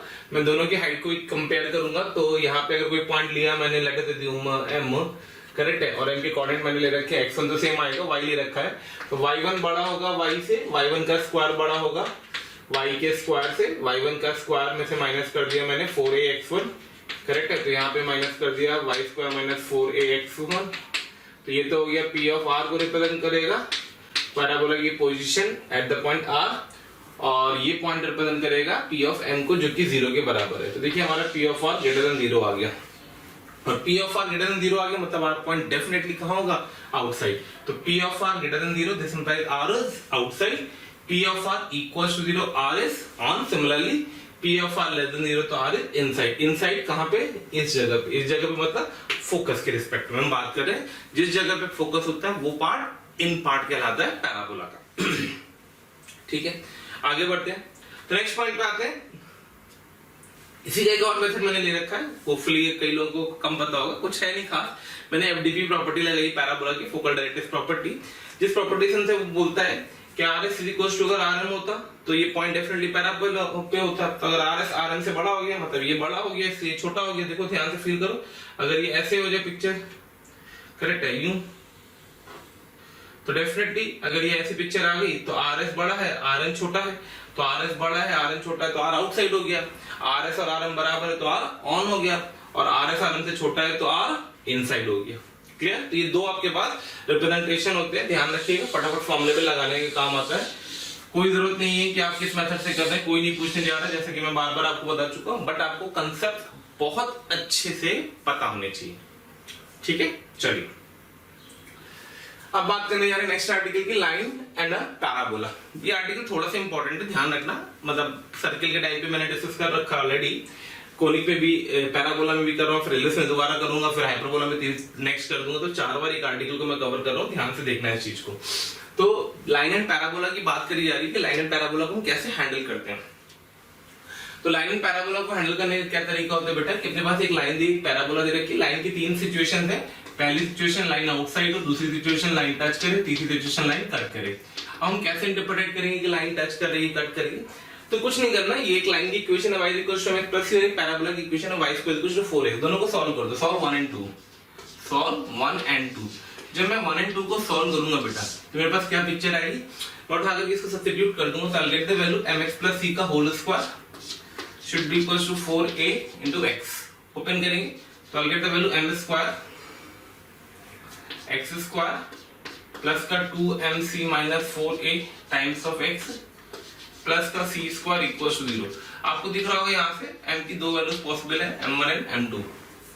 ठीक है, या उल्टा देखें, बल्कि m की जगह पे आप इसको x में क्वाड्रेटिक रीड करें, m की जगह पे आप इसको x में क्वाड्रेटिक रीड करें, तो अगर इस क्वाड्रेटिक के 2 डिस्टिंक्ट रूट्स आ गए तो आप बोल दोगे कि ये 2 जगह कट करेगा। अगर इस क्वाड्रेटिक के इक्वल रूट्स आ गए तो ये टच करेगा, और अगर इस क्वाड्रेटिक के कोई रियल रूट नहीं है तो ये आउटसाइड जाएगा। एक क्वाड्रेटिक के रूट्स के बारे में कमेंट करने के लिए हम किसके पे डिपेंडेंसी रखते हैं, हम किसके पास पहुंचते हैं, करेक्ट है, डिस्क्रिमिनेंट के पास। यानी हमने पहले पिक्चर ले रखी है, फर्स्ट केस अगर d लेस देन 0 हो, दूसरा केस अगर d इक्वल्स टू 0 हो, और तीसरा केस अगर d ग्रेटर देन 0 हो। d equals to d less than 0 होगा तो इन दोनों को, जब इस क्वाड्रेटिक के कोई रूट नहीं आएंगे, इस क्वाड्रेटिक के कोई रूट नहीं आएंगे, इन दोनों लाइन का कोई भी पॉइंट ऑफ इंटरसेक्शन नहीं आएगा। यानी ये पहला केस हो गया d लेस देन 0, करेक्ट है। अगर d इक्वल्स टू 0 है तो क्वाड्रेटिक के इक्वल रूट्स आएंगे, तो लाइन टच कर रही होगी, this is the case of touching. Touch कर रही होगी, डिस्क्रिमिनेंट क्या बनेगा निकाल लेते हैं, तो b स्क्वायर मतलब 2mc माइनस 4a का whole square minus 4ac m square c square equals to 0। ठीक है, 4m square c square cut जाएगा, और यहां से कैलकुलेट करना है तो c इक्वल्स टू आ जाएगा, कैलकुलेट ही कर देता हूं, तो 4m square c square plus का 16a स्क्वायर, कैलकुलेशन चेक कर देना गलत ना हो गई, माइनस का 16 mca माइनस का 4m square c square equals to 0। तो ये कट गया, इससे 16 से 16 कट गया, a से a कट गया, तो c equals to a by m निकल के आ गया। तो this is the condition of tangency, कॉट बोलते हैं इसको लोग, कंडीशन ऑफ टेंजेंसी, कि एक लाइन अगर एक पैराबोला को टच कर रही है जिसका स्लोप m है तो उसकी कंडीशन ऑफ टेंजेंसी क्या है, c equals to a by m। और d अगर लेस देन 0, d अगर ग्रेटर देन 0 तो लाइन किसका काम करेगी, सीकेंड का। तो ये टच करेगी, ये आउटसाइड होगी, आउटसाइड की सिचुएशन है, और ये सीकेंड की सिचुएशन है। कंफर्टेबल? तो ये ध्यान रखना, ये कंडीशन ऑफ टेंजेंसी कि अगर कोई m स्लोप की लाइन किसी पैराबोला पे टेंजेंट होगी तो उसकी इक्वेशन निकालने के लिए हम लोग इस पे डिपेंडेंसी ले लेते हैं। अब क्या होता है, ये कुछ पॉइंट नोट के थ्रू डिस्कस करते हैं। अगर आपको हमारे वीडियो पसंद आ रहे हैं तो आप उसको जरूर से जरूर लाइक एंड शेयर करें। उसके पीछे बेसिक लॉजिक ये है कि बहुत सारे ऐसे बच्चे हैं जिनके जो ये चीज़ें नहीं अभी अडॉप्ट कर पा रहे हैं ईजिली, उन तक ये सारी चीज़ें पहुंच जाएं। इसके लिए हम आपसे बोल रहे हैं इसको लाइक एंड शेयर करें। तो इसके बाद मैं क्या कर रहा हूँ वो देखिएगा। तो यहाँ से मैंने कुछ नोट करके लिखना स्टार्ट किया। पहला point y equals to mx plus a by m। मैंने c को यहाँ से हटा दिया, किसकी हेल्प से हटाया, a बाई m से। तो y equals to mx plus a by m is equation of tangent to parabola of slope m। तो ये हमने m स्लोप की टेंजेंट की इक्वेशन यहाँ से डिराइव कर दी, ठीक है। दूसरा पॉइंट ध्यान से देखना कि अगर मैंने एक पैराबोला ले रखा है, और उस पैराबोला पे किसी आउटसाइड पॉइंट से अपन दो टेंजेंट ड्रॉ करते हैं, तो क्या कंडीशन आती है, कैसे वर्कआउट होता है, उसको समझते हैं। ये पॉइंट एच के हो गया। तो अपन को इसको डिराइव करने के लिए क्या करना है, कैसे करना है, आइए उसको समझते हैं, ठीक है। पैराबोला वही अपना स्टैंडर्ड, हर जगह पे मैं parabola y square equals to 4x की बात करूंगा। तो अगर मैं आपसे इक्वेशन ऑफ AR पूछता हूं, equation of AR of slope m passes R, ठीक है। इस लाइन की m स्लोप की इक्वेशन लिखो टेंजेंट की। तो पैराबोला जो अपने पास दिया हुआ है, तो पैराबोला की इक्वेशन अपने पास है y square equals to 4ax। तो y square equals to 4ax पे अगर हम टेंजेंट की इक्वेशन लिखेंगे m स्लोप की, तो इक्वेशन आएगी y इक्वल्स टू, अभी लिखी थी ऊपर, mx plus a by m। अब mx plus a by m pass कहां से करेंगे, r से, r मतलब h कॉमा k से सेटिस्फाई करा दो। तो you will get the k m minus m square h minus a equals to 0। Check करना गलत ना हुआ, ठीक है। तो ये m में क्वाड्रेटिक बन गई, थोड़ा सा सुंदर बना देते हैं इसको। तो ये बन जाएगा m square h minus k m plus a equals to 0। ये क्वाड्रेटिक दो चीज इंडिकेट करेगी, तो इसकी m की दो वैल्यूज पॉसिबल होंगी, एक m1 और एक m2, ठीक है। तो अगर मैंने इसके स्लोप को m1 बोला, इसके स्लोप को m2 बोला, तो बात हो रही है, ये समझाया कैसे क्या किया गया। किसी भी पैराबोला के किसी भी आउटसाइड पॉइंट से हम दो टेंजेंट ड्रॉ करते हैं, उसका मैं आपको डेरिवेशन करके दे रहा हूं यहाँ पे, ठीक है। क्योंकि इंपॉर्टेंट है, ये पॉइंट भी याद रखना। कभी भी किसी लाइन को किसी कर्व के साथ सॉल्व करना है, टेंजेंट की इक्वेशन लिखनी कॉमन टेंजेंट की, तो बहुत इंपॉर्टेंट रिजल्ट होता है। इस तरीके से हम इंटरप्रेट करते हैं डिस्क्रिमिनेंट यूज करके। हाँ, तो भाई बात आई कि m square h minus k m plus a equal to 0, दो रूट्स हैं m1 और m2। यहाँ से हमने दो रिजल्ट्स को इंडिकेट किया। एक तो रिजल्ट इंडिकेट किया m1 plus m2 sum of the root, और दूसरा रिजल्ट इंडिकेट किया m1 into m2 product of the root. तो m1 plus m2 equals to आ जाएगा k बाई h, और m1 m2 इक्वल्स टू आ जाएगा a by h। Must remember, काम की चीज है। सर्किल में भी याद होगा, m1 प्लस m2 होता है 2kh upon h square minus a square, और m1 m2 होता है k square minus a square upon h square minus a square. Correct है। तो उस तरीके से जैसे हमने इसमें वर्कआउट याद कर रखा है, वैसे यहाँ पे भी हमें ये याद होना चाहिए, काम की चीज है। तो जैसे हमारे पास ये पॉइंट आ जाता है, इसके बाद हमारे तीसरा पॉइंट हमारे दिमाग में आता है, जिसका नाम होता है director circle of A parabola. Director circle of parabola. अब जब हम डायरेक्टर सर्किल ऑफ पैराबोला की बात कर रहे हैं बेटा, डायरेक्टर सर्किल ऑफ पैराबोला की बात कर रहे हैं, पैराबोला का डायरेक्टर सर्किल क्या होगा, कैसे होगा, किस तरीके से। तो डायरेक्टर सर्किल की डेफिनेशन क्या कहती है? डायरेक्टर सर्किल की डेफिनेशन कहती है कि अगर किसी आउटसाइड पॉइंट से हम पेयर ऑफ टेंजेंट ड्रॉ कर रहे हैं और वो पेयर ऑफ टेंजेंट आपस में परपेंडिकुलर है, म्यूचुअली परपेंडिकुलर है, तो हम बोलते हैं कि उस पॉइंट का लोकस उसका डायरेक्टर सर्किल कहलाता है। यानी बेसिकली अगर मैं डायरेक्टर सर्किल की बात करूं तो आपको पता होना चाहिए आर पॉइंट पे जो एंगल बने कितना बने 90। यानी कि अगर हम डायरेक्टर सर्किल की यहाँ पैराबोला में बात करेंगे, हम एक आउटसाइड पॉइंट से दो पेयर ऑफ टेंजेंट ड्रॉ करेंगे और टेंजेंट आपस में कैसी हो, परपेंडिकुलर हो, तो हम बोल देंगे कि इस पॉइंट का लोकस दैट इज मैं आर से रिप्रेजेंट कर रहा हूँ, क्या होगा, DC, director circle of parabola. तो यहाँ से अगर हमने इस पॉइंट का लोकस निकालना था तो इसकी स्लोप को मैंने अगर m1 ले रखा है, इसके स्लोप को अगर मैंने m2 ले रखा है और इस पॉइंट को मैं h k लिखा हूँ, तो इतना तो श्योर है एंगल 90 है। तो m1 m2 कितना होगा बेटा? m1 m2 -1 होगा। कितना होगा? -1। अब अगर m1 m2 -1 होगा तो m1 m2 की वैल्यू हमें पता है, that will be equals to a/h equals to -1। Generalise कर दो तो x + a इक्वल्स टू 0। तो ये हमारी डायरेक्टर सर्किल की डेफिनेशन, डायरेक्टर सर्किल का लोकस आ गया पैराबोला, जो कि कुछ नहीं है, बेसिकली है क्या? तो दिस इज नथिंग एल्स, क्या है ये? Directrix of parabola.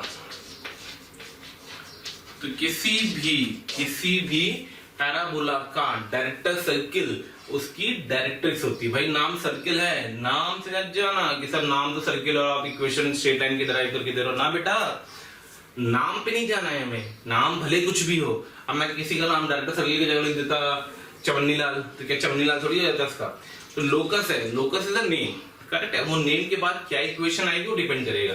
वैसे कोई बहुत ज्यादा कंफ्यूज होने की जरूरत नहीं है, सिर्फ पैराबोला में ये स्ट्रेट लाइन देता है लोकस डायरेक्टर सर्किल, बाकी सब में ये सर्किल देगा। चाहे आप सर्किल की बात कर ले, सर्किल का डीसी भी सर्किल आएगा, एलिप्स का डीसी भी सर्किल आएगा, हाइपरबोला का डीसी भी सर्किल आएगा। सिर्फ पैराबोला में पैराबोला का डीसी स्ट्रेट लाइन आता है, वो भी कौन सी स्ट्रेट लाइन? उसकी डायरेक्ट्रिक्स। यानी बेसिकली ये जो लाइन होगी जो कि डायरेक्ट्रिक्स से काम करेगी, ये इस पैराबोला की डीसी कहलाएगी। क्लियर? यहाँ से एक और पॉइंट ध्यान रखना, काम का पॉइंट है, मैं बताता जा रहा हूँ। अगर हम किसी पैराबोला पे पेयर ऑफ टेंजेंट ड्रॉ करते हैं, अगर हम किसी पैराबोला पे पेयर ऑफ टेंजेंट ड्रॉ करते हैं, तो जिस पॉइंट पे इंटरसेक्ट करती है वो हमेशा डीसी पे होगा, वो हमेशा डीसी का, वो हमेशा डायरेक्ट्रिक्स पे होगा। किस पे होगा? डायरेक्ट्रिक्स पे होगा। कंफर्टेबल? तो जितना अपन ने भी थ्योरी पढ़ी, चलिए आइए उस पे क्वेश्चन करते हैं, ठीक है? तो आइए आगे बढ़ते हैं, कुछ क्वेश्चंस करते हैं जो अपन ने भी पढ़े हुए थे आर्टिकल्स पे बेस्ड। पहला क्वेश्चन मैंने जेईई मेंस को उठाया है, लास्ट ईयर ये इस साल आया हुआ है, ठीक है, जनवरी में। ध्यान से देखना है कैलकुलेशन के तरीके को, बहुत ही सिंपल सा क्वेश्चन है, पहले आप अच्छे से पढ़ लें और उसको बात समझे। If one end of the focal chord parabola is 1,4 then the length of the focal chord, ठीक है। उसने क्या बोला है कि अगर एक फोकल कॉर्ड दे रखी है पैराबोला की, इक्वेशन दिख रही है आपको, y square equals to parabola की इक्वेशन दे रखी है उसने, y square equals to 16x। तो अगर मैं यहाँ से a की वैल्यू आपसे डिमांड करूंगा तो y square equals to 4x से कंपेयर करोगे तो a की वैल्यू 4 आएगी, ठीक है। उसने बोला है one of the end a, इसकी कोऑर्डिनेट है 1,4। तो अगर कोऑर्डिनेट 1,4 दे रखे तो मैं 2a_t1 मान लेता हूँ, इसकी कोऑर्डिनेट को 2a_t1 और a_t1 स्क्वायर और उसको 4 से कंपेयर कर देता हूँ, तो यहाँ से t1 इज इक्वल टू निकल के आ जाएगा, that will be come out to be 1/2, ठीक है। तो अब हमने क्या किया, a निकाल दिया, t1 निकाल दिया, t2 निकालने की जरूरत नहीं होती। कई बच्चे लगते हैं कि अब सर t2 निकाल लेंगे फिर लेंथ का फॉर्मूला लगा देंगे, नहीं। अभी अपन ने जस्ट फॉर्मूला पढ़ा था लेंथ ऑफ AB, तो लेंथ ऑफ AB का हमने फॉर्मूला पढ़ रखा है, that formula is nothing else. क्या होता है जल्दी से बताइए। लेंथ ऑफ AB का formula 2a times of t1 minus t1 plus 1/t2, correct है। Sorry, a times of t1 plus t2 का whole square, a times of t1 plus t2 का होल स्क्वायर, करेक्ट है।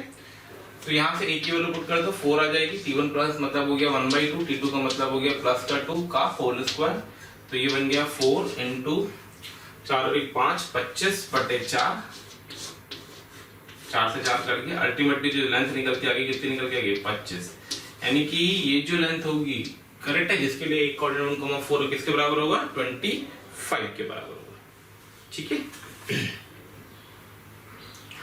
अगला question क्या दिया गया, clear है? आंसर मैं चेक कर रहा था, आंसर भी सही है अपना, फंडा क्लियर हो गया। तो आपको जरूरत नहीं है कि आपने t1 निकाल रखा है तो आप दोबारा बैठ करके t2 को निकालें, आपका सिर्फ t1 से काम चल सकता है। मैनिपुलेशन कैसे किया गया वो ध्यान रख लेना। सबसे पहले y square equal to 4a से कंपेयर करके a निकाला, फिर इसको a_t1 स्क्वायर 2a_t1 से कंपेयर करके t1 निकाल दिया, फॉर्मूला में यूज कर लिया t1 एंड t2। अगर किसी को t2 निकालना है तो हम कर सकते हैं, t2 निकाल सकते हैं आराम से। कैसे निकाल सकते हैं, t1 t2 is equal to -1 का यूज करके आप t2 भी निकाल सकते हैं। खैर नीड नहीं है, इससे हम लोग वर्कआउट नहीं कर रहे इस पे। Come to the next question, question number 7 पे आते हैं। Find the locus of the mid point of the chord of the parabola with subtend right angle at vertex. इसको करने के बहुत सारे तरीके होते हैं, ठीक है, बहुत सारे मतलब 2-3 तरीके होते हैं, बहुत सारे मतलब नहीं कि 4-5 तरीके मैं आपको दे रहा हूँ। कॉर्ड के मिड पॉइंट का लोकस निकालना है, ठीक है। मैं h k मान लेता हूँ, इसको a_t1 लिख देता हूँ, इसको b_t2 लिख देता हूँ। पैरामेट्रिकली क्यों कर रहा हूँ, जैसे मैं आपको बता ही चुका था कि पैरामेट्रिकली क्वेश्चन करना हमेशा रिलेटिवली आपके लिए हमेशा क्या होगा, आसान होगा, ठीक है। उसने बोला ये जो कॉर्ड है ये वर्टेक्स पे कितना एंगल बना रही है, 90 डिग्री बना रही है। तो ये अपने पास फोटो बनी हुई है और इस फोटो में इस पॉइंट एच के का लोकस निकालना है, ठीक है। चलिए, तो सबसे पहले हमने क्या किया, इसका यूज किया। ये 90 डिग्री दे रखा है, तो 2/T1 into 2/T2 is equal to -1 कर दिया। इस कॉर्ड का स्लोप 2/T1, इस कॉर्ड का slope 2/T2, 2/T1 into 2/T2 is equal to -1 कर दिया। यहाँ से T1 T2 is equal to आ गया कितना, -4 के बराबर, ठीक है। एक रिजल्ट तो हमने ये निकाल के रख लिया।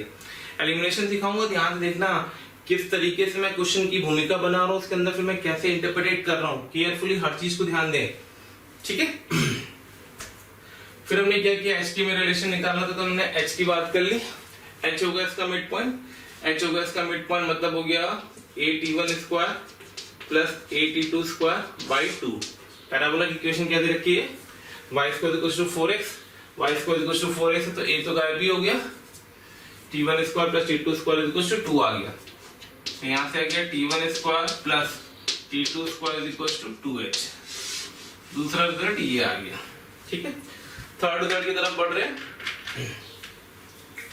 फिर इसी तरीके से मैंने k की बात कर ली, तो k हो जाएगा 2AT1 प्लस 2AT2 बाई 2। यहाँ से आ जाएगा T1 plus T2 should be equals to k। तो T1 प्लस T2 भी पता है, T1 square plus T2 square पता है, T1 D2 पता है, T1 D2 का एलिमिनेट कर दो, अपना लोकस आ गया। ये सिंपल सा फंडा होता है। इसका एक और तरीका होता है, वो तरीका बता दे रहा हूँ कि आप इस कॉर्ड की इक्वेशन लिख दीजिए, ज्वाइनिंग T1 D2, और फिर cord with the given middle point की इक्वेशन लिख दीजिए, करेक्ट है। हम या तो T इक्वल टू उन दोनों को भी कंपेयर कर सकता हूँ, कंपेयर कर सकते हैं, बट मैं आपको यहीं से बता रहा हूँ। तो इसका होल स्क्वायर करके इन दोनों का यूज कर दो, तो T1 प्लस T2 का whole square, T1 plus T2 का whole square equals to k square. तो T1 प्लस T2 का होल स्क्वायर हो जाएगा T1 square plus T2 square, यहाँ से आ जाएगा प्लस 2T1 D2, तो माइनस का 8 आ जाएगा is equals to k square आ जाएगा। जनरलाइज कर दो, तो y square is equals to 2 times of x minus 4। तो जो मिड पॉइंट का लोकस आएगा वो अपने आप में पैराबोला ही आएगा, करेक्ट है। जो मिड पॉइंट का लोकस आएगा अपने आप में क्या आएगा, एक पैराबोला ही आएगा। That will be nothing else y square equals to 2 times of x minus 4, ठीक है। आंसर चेक कर लेते हैं। 2x माइनस 8, ठीक है। आगे बढ़ते हैं नेक्स्ट क्वेश्चन की तरफ। तो समझ में आ गया इसमें क्या किया मैंने, किस तरीके से T1 T2 का elimination. The thing which is very important to understand is T1 plus T2 का whole square, T1 minus T2 का whole square, T1 minus T2, T1 plus T2 mod T1 minus T2, ये सब पता होना चाहिए बहुत अच्छे से। एलिमिनेट करने में आपको बहुत हेल्प करेगा ये।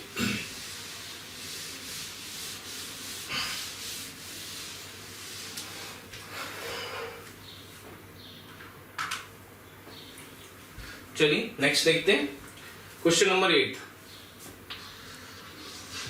क्या कहा उसने, A triangle ABC equals to delta का मतलब ये एरिया ऑफ द ट्रायंगल दे रखा है delta. Inscribed in a parabola y square equals to 4x and a vertex lies and vertex A होगा ये, not vertex A। ट्रायंगल का जो vertex A है, ट्रायंगल का जो वर्टेक्स A है वो लाई करता है eight vertex of parabola, eight vertex of parabola. triangle vertex A, triangle vertex A, triangle vertex A lies at vertex of parabola and BC is its a focal chord. Prove that modulus of 2a T2 minus T1 is equals to 2 delta by A। तो simple सी question है, बहुत ही simple सा है, सिर्फ सजा हुआ है, वो देखने में थोड़ा सा भयानक सा लग रहा है। रिप्रेजेंटेशन में ऐसे क्वेश्चन जब पेपर में आते हैं थोड़ा सा घबरा जाते हैं। क्यों घबरा जाते हैं, T1 T2 आपको पता है क्या, T1 T2 यहाँ पे B और C के पैरामीट्रिक कोऑर्डिनेट होंगे, B के कोऑर्डिनेट होंगे T1 एंड C के कोऑर्डिनेट होंगे T2, ठीक है। क्वेश्चन थोड़ा सा इनकम्प्लीट है, मैंने कंप्लीट कर दिया उसको, ध्यान से देखना। तो एक पैराबोला दे रखा है, उस पैराबोला का कुछ इस टाइप से फोटो बनी हुई है, ये B है, ये A है, ये C है और ये फोकस है। इट्स नॉट नेसेसरी कि लेटेस्ट रेक्टम हो, ठीक है। और आपको ये मैनिपुलेट करवा रहा है जो उसने मैनिपुलेट करवाने की बोला। सबसे पहले हम क्या करेंगे, तो इसकी कोऑर्डिनेट में पता है T1 लिख दिया, इसकी कोऑर्डिनेट में पता है T2 लिख दिया। तो ट्रायंगल सबसे पहले फोकल कॉर्ड है, तो T1 T2 is equals to -1। हमने एरिया ऑफ ट्रायंगल का फॉर्मूला लगाया, तो एंगल का एरिया होगा half determinant 0 0 1 AT1 square 2AT1 1 AT2 square 2AT2 1, ठीक है। ओपन कर दीजिए तो 2 डेल्टा आ जाएगा, should be equals to 2a square t1 t2 बाहर ले लीजिए तो अंदर आ जाएगा t1 माइनस t2। मॉड लगा ही हुआ है, ऑब्वियस सी बात है, ठीक है। t1 t2 माइनस 1 है तो t1 t2 की वैल्यू माइनस 1 पुट कर दो, यहां से 2 से 2 कैंसिल आउट कर दो तो delta is equals to a t1 minus t2 का mod divided by a. 2 delta a by नहीं, a डेल्टा बाई ए होना चाहिए, मतलब वैसे भी 2 से 2 तो कट ही जाएगा ये, तो a t1 t2 minus t1 is equal to delta by A, तो a times t2 minus t1 is equal to delta by A निकल के आ गया। क्या किया गया समझ में आएगा? बहुत सिंपल सा चीज है। डिटरमिनेंट एरिया ऑफ ट्रायंगल का एप्लीकेशन दिया उसने पैराबोला के अंदर में। सजे हुए इनस्क्राइब्ड फॉर्मेट में क्वेश्चन आते रहते हैं कि पैराबोला के अंदर एक ट्रायंगल इनस्क्राइब्ड है। अब अगर एक पैराबोला के अंदर एक ट्रायंगल इनस्क्राइब्ड है तो बहुत सारी सिचुएशंस होती है, लेकिन उसमें मोस्ट प्रोबेबली सबसे ज्यादा पूछी जाने वाली सिचुएशन होती है वो ये होती है बेटा कि जो इसका वर्टेक्स होता है वो हमेशा कॉन्साइड करता है पैराबोला के वर्टेक्स से, मैनिपुलेट करने में आसान होता है इसलिए। ठीक है, चलिए आगे बढ़ते हैं।